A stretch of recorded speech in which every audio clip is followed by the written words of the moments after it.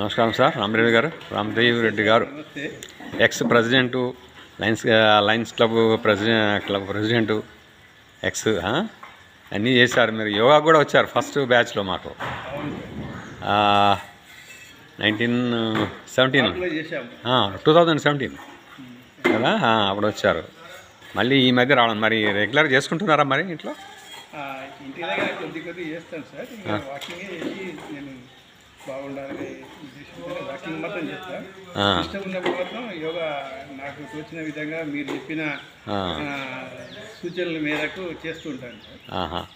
Very good sir. Yoga గురించి మరి మిగతాలకి ఏం చెప్తారు? మీ సలహా ఏంటి దీని గురించి? మీరు ఏమన్నా యోగా నిత్యకృత్యంలో ఒక భాగం చేసుకుంటే బాగుంటుందనే సంగతి జయప్రకాష్ గారు చెప్పిన మాటను మరి జ్ఞాపకం చేసుకుంటూ నిత్యము యోగా చేయడం ఒక ఎత్తు అయితే, మన ఇంట్లో పనులు చేసుకోవడం కూడా మరో ఎత్తు, తర్వాత పార్కులో గార్డెనింగ్ చేయడం ఇంకొక ఎత్తు.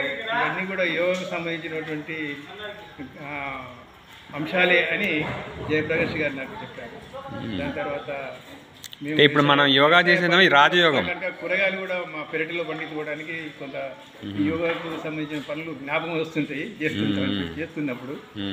ఆ విధంగానే నా ఆరోగ్యం కొరకు నేను కొంత టైం ఇవ్వగలుగుతున్నాను అని అనుకుంటున్నా. వెరీ గుడ్ చేయండి, అట్లాగే కంటిన్యూ చేయండి. మీ ఆరోగ్యం కాపాడుకోండి. ఇప్పుడు LNPSలో మొన్న యోగా డే కాకుండా అంతకుముందు యోగా డేకి వెళ్ళి స్టార్ట్ చేశాము. ఇది దీని పట్ల మీకు ఎలాంటి అభిప్రాయం ఉంది?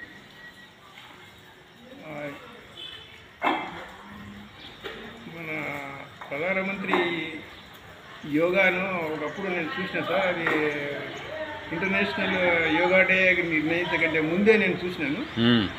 వారు స్కూల్లో పనిష్మెంట్ కింద ఇచ్చినటువంటి కుర్చీ ఇలా కూర్చోరా, పరుగులు తీయరా, లేదంటే స్కూల్లో కూడా టీచరు యోగాకు సంబంధించినటువంటి శిక్షలే చేసేవాడు. ఇప్పుడు మీ ఊళ్ళో కూడా చెప్తున్నారన్నారు మీరు. నేను ఒకరోజు 15th ఆగస్ట్ నాడు నేను అటెండ్ చేసినాను జెండా వందనం. అక్కడ టీచర్లు స్టూడెంట్స్కు యోగా గురించి చక్కగా నేర్పించి, అంటే అవేర్నెస్ బాగా వచ్చింది. అది అవేర్నెస్ దానికి చాలా బాగా వచ్చింది. ఒక్క కాలు మీద ఒక పిల్లవాడు కాదు, అందరూ సుమారు 20 మంది పిల్లలు వృక్షాసనం ఆసనం వేసుకొని ప్రదర్శిస్తుంటే నాకు అనిపించింది, ఇంతమంది శిక్షణ టీచర్ మా దగ్గర ఉండడం అంటే మా అదృష్టంగా అనుకొని మా పిల్లలు కూడా ఇంత చక్కటి స్కూల్లో నేర్పిస్తుందంటే భవిష్యత్తులో చాలా బాగుంటుంది ఆ పిల్లల యొక్క జీవిత విధానం. పిల్లలు కంపల్సరీ యోగా చేస్తే బాగుంటుంది అంటారు. పిల్లలు పెద్దలు నెలకు ఒకసారి అయినా కనీసం ఆ 21 గుర్తు చేసుకొని ఒక టీచర్కి నేను చెప్పినాను, 21 రోజు మొత్తం తప్పనిసరిగా అందరి పిల్లల చేత చేయించండి అమ్మా, బాగుంటుంది. అది నా యొక్క అభిప్రాయము, నా యొక్క కోరిక అన్నట్టుగా. అంటే చేస్తాం సార్, మేము వీక్లీ ఒకసారి 2 సార్లు చూపిస్తుంటాం.